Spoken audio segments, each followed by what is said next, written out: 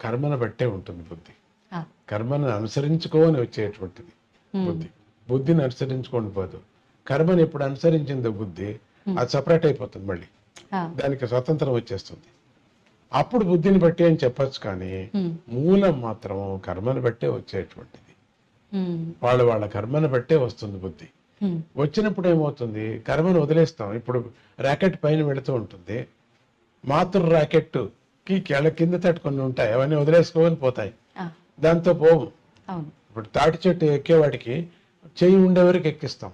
ఉమ్, ఎవరైతే మూలం అయితే ఇప్పుడు దీనికి ఎక్కించేవాడు మూలమా, ఎక్కేవాడు మూలం అవుతాడు. అవును.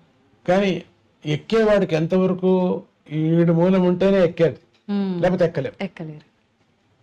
సో దీనికి సంబంధం ఉంది. అది నేను 2 వాక్యాల్లో, 3 వాక్యాల్లో, 5 వాక్యాల్లో నేను చెప్పలేను.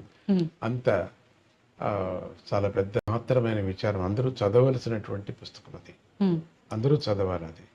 ఈ కరోనా సందర్భంలో అది రాయటం జరిగింది. అది ఒక విధంగా ఆ జనం దగ్గరికి రాకపోవటం, నేను ఒకడే ఉండటం, పండితులతో, నేను ఒకడే రాయలేదు, పండితుల్ని దగ్గర పెట్టుకొని, కుప్పా కృష్ణమూర్తి గారు అని చెప్పేసి నాకు చాలా ఆప్త మిత్రుడు, ఉమ్, ఆప్త పండితుడు.